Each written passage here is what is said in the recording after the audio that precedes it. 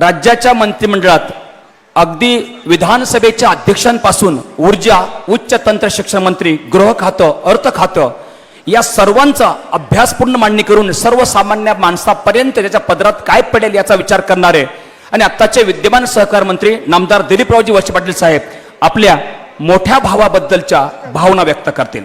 मी निमंत्रित करतोय राज्याचे सहकार मंत्री नामदार दिलीपरावजी वळसे पाटील साहेबांना आपल्या मनोगतासाठी।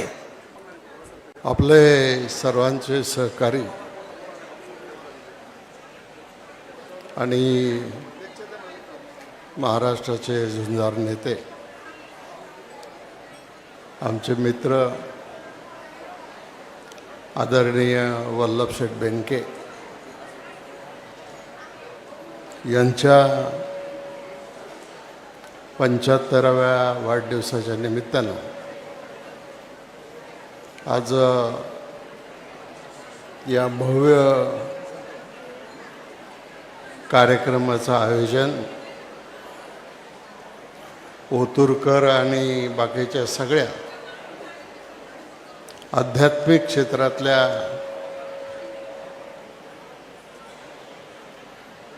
संत महंत असलेल्या मंडळींनी पुढाकार घेतला। आज माननीय छोटे महाराज यांनी आपल्या कीर्तनाच्या माध्यमातून आपल्याला अनेक गोष्टी सांगितलेल्या आहेत। बऱ्याच वेळेला काय होतं, आपण ऐकतो बरंच, पण घरी जाताना घेऊन काहीच जात नाही, म्हणजे विचार। ते विचार घेऊन जाण्याच्या दृष्टिकोनातून त्यांनी आता एक नवीन कल्पना या ठिकाणी मांडलेली आहे की या परिसरामध्ये न भूतो न भविष्यती अशा प्रकारच्या एका आध्यात्मिक सोहळ्याचं आयोजन करण्याच्या संदर्भात त्यांनी आपला मनोदय व्यक्त केलेला आहे। महाराज, तुम्हाला मी एवढंच सांगतो की या तुमच्या कार्यक्रमासाठी जी जी जबाबदारी तुम्ही आमच्यावर टाकाल ती जबाबदारी आम्ही निश्चित प्रकारे पार पाडू आणि त्याच्यामधून एक वेगळ्या प्रकारचा आनंद हा मिळेल। वल्लभशेठच्या बाबतीत मी तुम्हाला काही सांगायची आवश्यकता आहे अशातला काही भाग नाही। वल्लभशेठ जरी वयाने माझ्यापेक्षा थोडेसे मोठे असले, ज्येष्ठ असले, तरी आमची जी मैत्री होती ती अशी अतूट अशी मैत्री होती। वल्लभशेठ ज्या वेळेला विधानसभेच्या निवडणुकीला उभे राहिले ते 6 वेळा उभे राहिले आणि 4 वेळा निवडून आले। 2 वेळेला लोकांनी त्यांना देखील थांबवलं, परंतु त्या 10 वर्षाच्या काळामध्ये मी मंत्री असताना माझ्यापेक्षा वल्लभशेठच हे मंत्री आहेत असं समजून दरवेळेला त्यांना पुढं घेऊन कार्यक्रम करायचं काम आम्ही करत होतो। हा आमचा एक अंतर्गत, जसं अतुलने सांगितलं की हा आमचा कौटुंबिक सोहळा आहे, कौटुंबिक जिव्हाळा आहे आणि हा कौटुंबिक जिव्हाळा असाच पुढं राहावा याच्यासाठी आपल्याला काम करायला लागलेलं। छत्रपती वल्लभशेठच्या संदर्भात एक 2-3 गोष्टी फक्त मी सांगतो की त्यांनी जिथं छत्रपती शिवाजी महाराज जन्माला आले त्या शिवनेरी गड आणि परिसर विकासासाठी 100 कोटी रुपयाचा निधी मंजूर करून या भागामध्ये आणला आणि हळूहळू पुरातत्व खात्याकडं किल्ला असल्यामुळं त्याला थोडा विलंब लागतो, परंतु छत्रपतींच्या जन्मस्थानाचं एक महत्त्व त्या ठिकाणी जगामध्ये वाढेल अशा प्रकारचा एक प्रामाणिक प्रयत्न त्यांनी केला. धरण असेल, कालवे असतील, बंधारे असतील, याच्या माध्यमातून शेतीला बारमाही पाणी, टोमॅटो, ऊस, द्राक्ष, कांदा, केळी, शेतीचं दुधाचं उत्पादन या सगळ्या क्षेत्रामध्ये त्यांनी अग्रेसर त्या ठिकाणी राहून कामगिरी केली. वीज उपकेंद्रांचं जाळं या तालुक्यामध्ये उभं केलं, म्हणून आज शेतकऱ्याला एक प्रकारची वीज देण्याच्या संदर्भामध्ये आपल्याला या ठिकाणी कुठली अडचण त्या ठिकाणी येत नाही. 150 पतसंस्थांची स्थापना वल्लभ शेठच्या सहकार्यानं आणि वल्लभ शेठच्या पुढाकारानं झाली, की ज्याच्यामध्ये आज जो सामान्य माणूस आहे, ज्याच्याकडं ऐन वेळेला ज्याला पैसे मिळत नाहीत, गरज असते, त्यावेळेला या पतसंस्थांनी त्यांना मदत करायची भूमिका घेतली. 4 महाविद्यालय, 4 अभियांत्रिकी कॉलेजेस, ITI, आश्रमशाळा या सगळ्या उभारणीमध्ये त्यांचं योगदान अतिशय महत्त्वाचं आहे आणि राष्ट्रीय एकात्मतेला सतत प्राधान्य देणारं नेतृत्व म्हणून त्यांनी जुन्नरसारख्या शहराला एका मुस्लिम महिलेला जुन्नरचं नगराध्यक्षपद दिलं. ही आज जे जातीपातीमध्ये जे सगळं चाललेलं आहे हे बंद करण्याच्या दृष्टिकोनातून आज शिवनेरमध्ये म्हणजे शिवनेरीच्या पायथ्याशी जुन्नरमध्ये त्या ठिकाणी या सगळ्या गोष्टी त्यांनी करून दाखवली. तसंच देवराम लांडेसारख्या एका आदिवासी तरुणाला जिल्हा परिषदच्या अध्यक्षपदाची संधी वल्लभ शेठमुळंच त्या ठिकाणी मिळाली.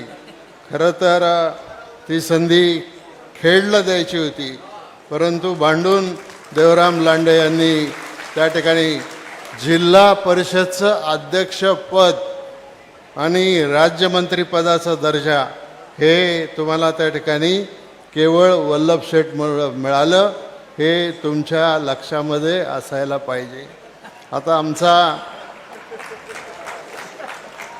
आज अतुल शेठ जरी तरुण असले आणि तुम्ही सगळ्यांनी त्यांना आमदार म्हणून निवडून दिलं, आमदार म्हणून निवडून गेल्याच्या नंतर मी पाहतो की या तालुक्यासाठी काय करू आणि काय नको अशा प्रकारची भावना अतुल शेठच्या मनामध्ये असते आणि सातत्यानं कामांचा पाठपुरावा करणं आणि तो पाठपुरावा पूर्ण करण्याच्या दृष्टिकोनातून त्यांचा प्रयत्न सुरू असतो. मी अधिक त्याच्याबद्दल सांगून आपला वेळ घेत नाही, पण मग अतुल असेल, अमोल असेल, अमित असेल, ही तिन्ही वल्लभ शेठची मुलं. अमोल डॉक्टर बनून आज समाजाची सेवा करतायत, आज अतुल शेठ हे आमदार म्हणून काम करतायत आणि अमित हे लक्ष्मणासारखं एक धाकट्या भावाचं काम अतुल शेठच्या पाठीमागं या तालुक्यामध्ये करायचा प्रयत्न करतायत. महाराज, मी आपल्याला एक सांगू इच्छितो की आम्हीसुद्धा जरी वारकरी जरी नसलो तरी अध्यात्माबद्दल एक अतिशय मनापासून प्रेम असणारे लोक आहोत. आम्ही पण आळंदी पंढरपूरला जात असतो, भले आषाढीला नाही जाता आलं तर नंतर जातो. आधी आषाढीलाच जात होतो, आमचे वडीलही जात होते, परंतु तिथं गेल्यामुळं जो आनंद मिळतो तो आनंद इतर कुठे मिळत नाही.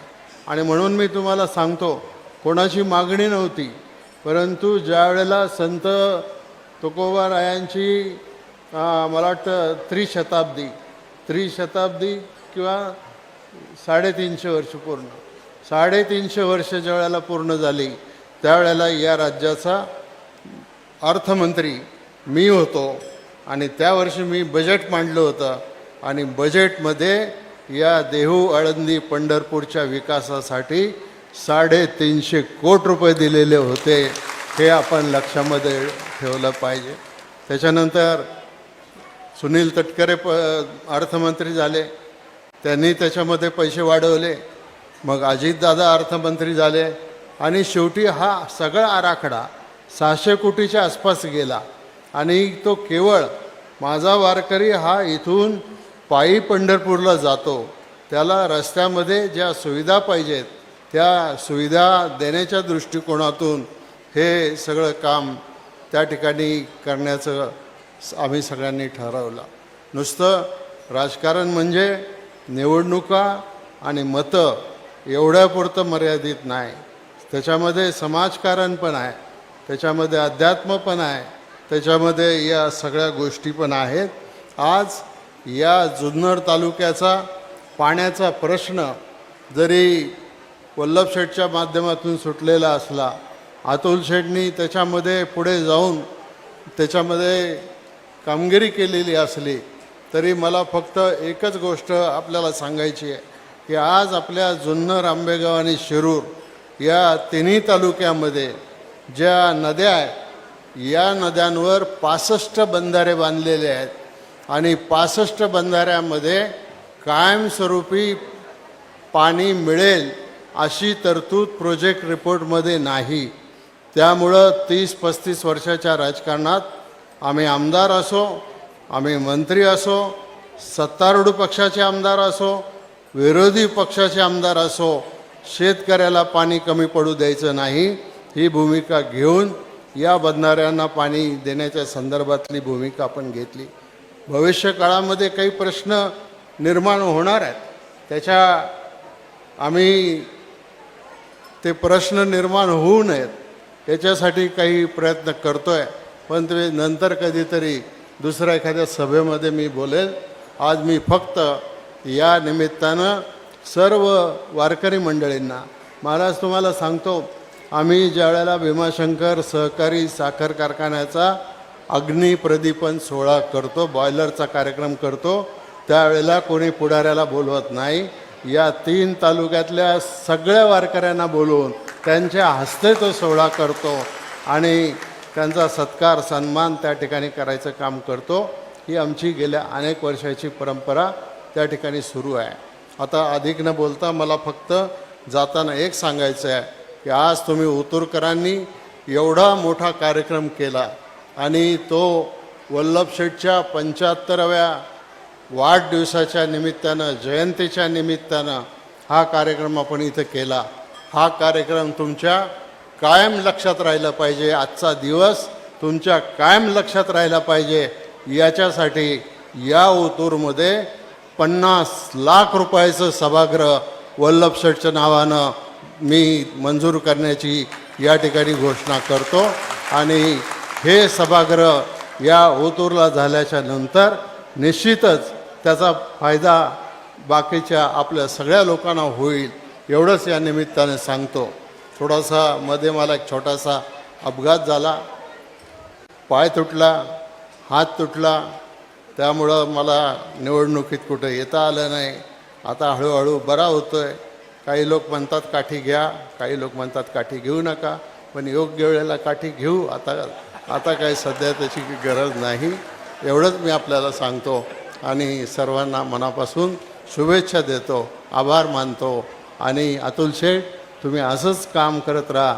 जशी तुमच्या वडिलांची आणि आमची दोस्ती होती त्याच्यापेक्षा जास्त प्रेम हे तुमच्यावर करून तुम्हाला या जुन्नर तालुक्याच्या विकासाच्या कामामध्ये तुमच्या पाठीमागं भक्कमपणानं आम्ही सगळेजण उभे राहू एवढंच या निमित्ताने सांगतो आणि आपली रजा घेतो. जय हिंद, जय महाराष्ट्र.